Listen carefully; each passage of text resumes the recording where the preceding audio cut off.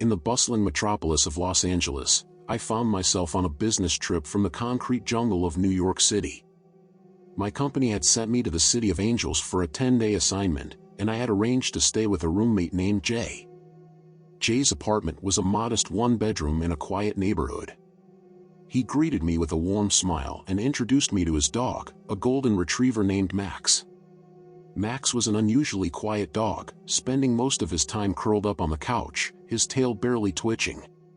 As the days turned into nights, I began to notice strange occurrences. Max, who had been so placid during the day, would become restless at night. His eyes would dart around the room, and he would let out low, guttural growls. I dismissed it as canine anxiety, but a sense of unease lingered in the back of my mind.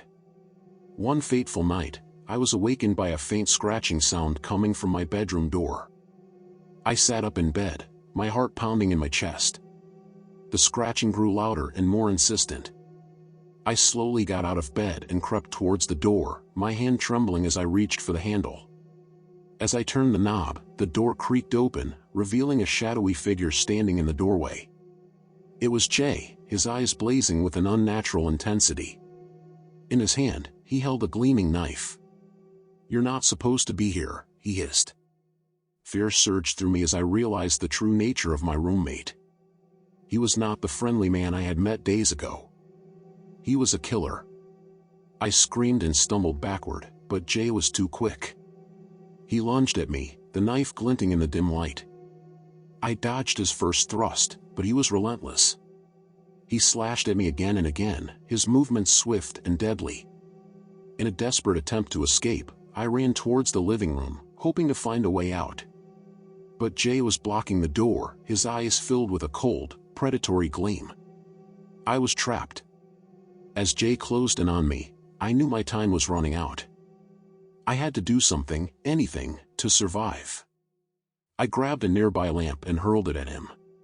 It struck him in the head, but he merely stumbled backward, his eyes still burning with murderous intent. With nowhere left to run, I collapsed on the floor, my body trembling with fear. Jay stood over me, the knife raised high. "This is for what you did," he whispered. I closed my eyes, waiting for the inevitable. But then, I heard a loud crash. I opened my eyes and saw Max standing in the doorway, his teeth bared and his eyes blazing with fury. Jay turned to face the dog, but it was too late. Max lunged at him, his powerful jaws sinking into Jay's arm. Jay screamed in pain and dropped the knife. I scrambled to my feet and ran to the door, with Max still holding Jay at bay. I called the police, and within minutes, they arrived and arrested Jay. As I stood there, watching the paramedics wheel Jay away, I couldn't help but feel a sense of gratitude towards Max. He had saved my life, even though he had been so quiet and unassuming all those days. In the aftermath of that horrific night, I learned that Jay had a history of mental illness. He had been stalking me for weeks, waiting for the perfect opportunity to strike. Max, sensing his evil intentions, had been trying to warn me all along. I returned to New York City as a changed man. The experience had taught me that even in the most ordinary of places,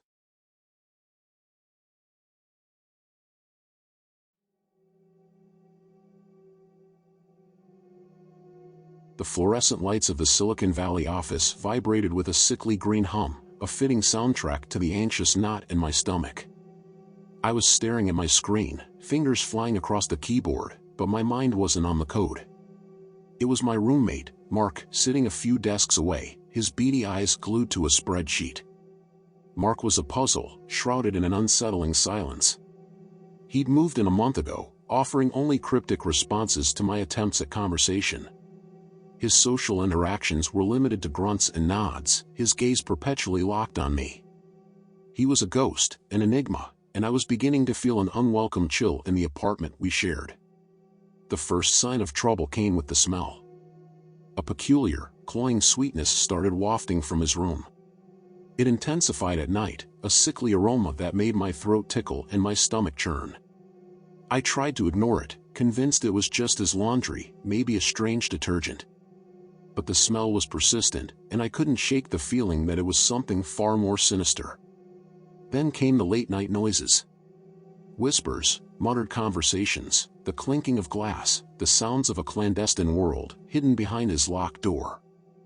I'd catch glimpses of him slipping out at odd hours, returning with nervous energy, his eyes gleaming in the dark. The smell grew stronger, accompanied by a constant, low hum. My suspicions, which until then were just whispers, began to solidify like a growing tumor. One night, I found a small glass vial in the shared bathroom. It held a clear, oily liquid, emitting the same pungent, sickly smell. I recognized it instantly, a volatile chemical, the same kind used in the creation of illegal drugs. The blood drained from my face, leaving behind a cold, numb terror. The whispers, the late-night movements, the smell, it all makes sense now. My roommate wasn't a recluse, he was a drug dealer. I confronted him the next morning, my voice trembling and a leaden dread settling over me. Mark stared back at me, a terrifying, cold smile stretching across his face. He didn't deny it. "You were curious, weren't you?" he said, his voice a smooth, chilling rasp. "I knew you'd find out eventually. But you should have kept your nose out." His eyes, two black obsidian pools, locked onto mine. "You know about this now. You're a liability," he said, his voice dropping to a deadly whisper. "I can't risk you telling anyone." Fear pulsed through my veins, an icy wave that threatened to drown me. I tried to speak, to reason with him, but the words caught in my throat. "Don't think about calling the police," he sneered, his fingers tightening around a gleaming scalpel that had appeared from behind his back. "They wouldn't believe a word from a whiny little programmer. You're all alone with me now." The fear was paralyzing. I was trapped, my life hanging by a thread. I fled, slamming the door behind me, the smell of chemicals clinging to my clothes and the sound of his laughter echoing in my ears. I called my boss, who promptly told me to take a leave of absence, citing the need for a temporary break. But I knew he was more concerned with protecting the company's reputation than with my well-being. My phone was now a dead weight in my pocket, and every ring was a chilling reminder of my isolation. I moved out, leaving behind everything I owned. My life was reduced to a single duffel bag. I lived in cheap motels, haunted by the chilling laughter and the glimmer of the scalpel. My sleep was fractured, filled with nightmares of a menacing, smiling face and the stench of chemicals. Days turned into weeks, and the fear became a constant companion, whispering insidious warnings. I lived in a state of perpetual paranoia, with every corner harboring a potential threat. My life had become a twisted, surreal nightmare, a constant escape from a monster I couldn't outrun. One day, I stumbled across a news report. It was about a raid on a clandestine drug lab in the city. Mark's face stared back at me from the screen, a smug smile plastered across his face, his hands dripping with a viscous liquid. He was being led away in handcuffs, his eyes gleaming with a dark triumph. But for me, the nightmare wasn't over.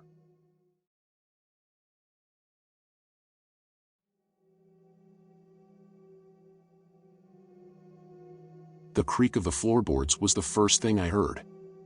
Then, the shuffling was slow and deliberate, like someone was meticulously moving an object across the room.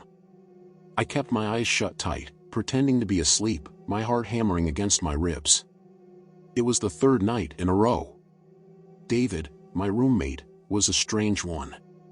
We'd been living together for a month now, and I'd still barely spoken a word to him. He was an enigma, always lost in his own world, his eyes darting around the room as if searching for something invisible. He was quiet, almost unnervingly so, and his only companions were the books he devoured with an almost voracious hunger. The shuffling stopped. Then a soft sigh, almost a whisper. I knew it was him. I could feel his gaze upon me, piercing through my eyelids. I held my breath, paralyzed by a fear I couldn't explain. It had started subtly. The first time, I caught him staring at me as I lay in bed, his face pale in the moonlight, his eyes wide and unwavering. I'd brushed it off, attributing it to sleepwalking, a common occurrence in our age of stress and deadlines. But the subsequent nights, the unsettling feeling of being watched, the whispers I couldn't decipher, began to gnaw at my sanity. He wasn't a monster in the traditional sense. There were no growls, no blood-curdling screams, and no sudden appearances in the dark. He was just there, watching. The tension in the room was palpable. It clung to the air like a shroud, suffocating and oppressive. Even the shared silence felt heavy, punctuated only by the occasional creak of the old apartment building. I started locking my door at night, a futile attempt at creating a barrier against the unseen. One night, I woke up with a start, a cold sweat soaking through my pajamas. My heart was pounding, and a frantic drum solo was in my chest. The room was bathed in an eerie, pale light emanating from the window. And there, standing in the middle of the room, was David. He wasn't moving, just standing there, his form illuminated by the moonlight, his face shrouded in shadow. His eyes, however, were visible, two burning embers in the darkness, fixed on me. His gaze felt like a tangible thing, a chilling presence that squeezed the air from my lungs. I couldn't scream. I couldn't move. I was frozen, paralyzed by the sheer terror that gripped me. The room seemed to shrink, and the air was thick with oppressive fear. Suddenly, he blinks. The intensity of his gaze seemed to lessen, replaced by a fleeting flicker of something else. Was it sadness? Regret? I couldn't decipher it. He turned and walked silently towards the window, his back to me. I watched him, my breath held hostage in my chest, until he slipped out into the night, leaving me with the eerie silence and the lingering fear. In the days that followed, a strange sense of unease settled in. I found myself constantly on edge, always looking over my shoulder, expecting to see those burning eyes fixated on me. One afternoon, I found a notebook hidden in the back of a dusty shelf. It was filled with David's handwriting, the script scrawled in neat, almost manic strokes. I opened it, my heart sinking as I began to read. It was a journal, a diary of his thoughts, his fears, and his obsessions. The entries were fragmented and disjointed, hinting at a mind grappling with something unseen, something terrifying. He spoke of entities, of whispers in the dark, of a constant feeling of being watched. They are everywhere, he wrote, watching, waiting, whispering. They see all. They know all. And they are coming for me. The words sent shivers down my spine. It was as if he was not only writing about the fear he was experiencing but also about the fear that was engulfing me. The notebook concluded with a single sentence, scrawled in ink that seemed almost to bleed onto the page: "They are coming for you too." The last entry was dated the same day he disappeared. He had vanished without a trace.